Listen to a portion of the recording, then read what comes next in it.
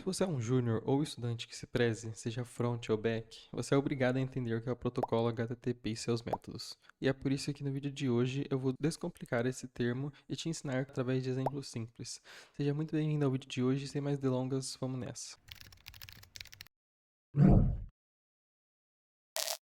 O HTTP, ou Hypertext Transfer Protocol, ele é a base que rege a web, justamente por ser o responsável em realizar a troca de dados entre aplicações e definir o protocolo entre cliente e servidor.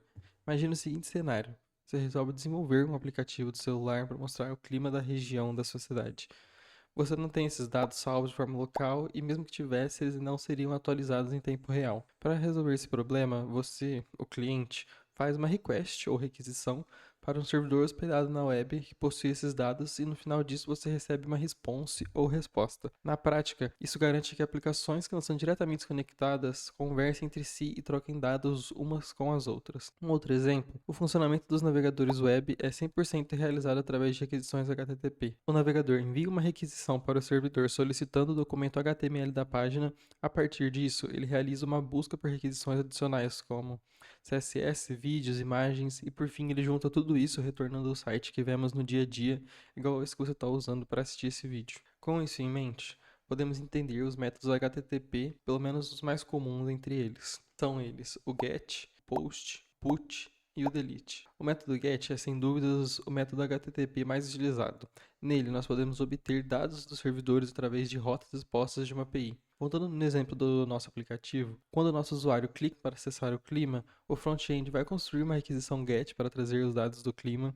Essa requisição será enviada para uma rota, por exemplo, API/temperature. Ao enviar nossa request para a rota, nosso back-end, ou lado do servidor, recebe a seguinte mensagem: servidor, o usuário está acessando a página de temperatura, retorna para mim a temperatura do local. Com isso, o servidor irá realizar a busca desses dados em uma API que disponibiliza a temperatura como a OpenWeather. Tratar esses dados sendo um sucesso ou não, retornar uma response informando os dados ou uma mensagem de erro no formato JSON. Com isso, o front-end recebe os dados e pode exibir normalmente para o cliente, tudo em questão de milissegundos.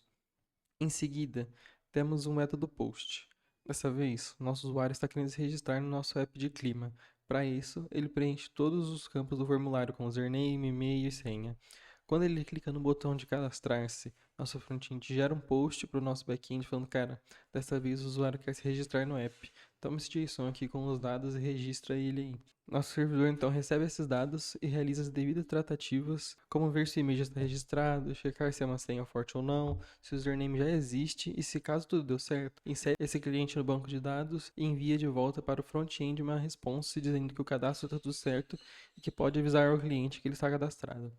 Fora do nosso exemplo, o push é utilizado para enviar dados que geralmente resultam em alterações de estado, criar novos recursos ou submeter formulários para o servidor. Mas e se de repente nosso querido usuário percebe que no username dele faltou colocar algum caractere como E ou um A, muito arrependido de ter se cadastrado com o nome errado, ele acessa a página do perfil e resolve alterar o username dele. Ao trocar o username e clicar em salvar alterações, nosso front-end mais uma vez envia uma mensagem, dessa vez através do método put, dizendo, mesma história de antes, dessa vez o usuário está mexendo aqui no aplicativo de novo, dessa vez ele quer alterar o username, toma esse novo username aí e faz essa alteração para mim. O back-end, novamente através de uma outra rota, irá receber essa solicitação e depois de realizar as tratativas, altera esse dado no banco de dados e retorna a resposta dizendo que deu tudo certo. Caso seja alguma situação onde o dado não existe, o método tem como funcionalidade também inserir um novo dado, não apenas substituir.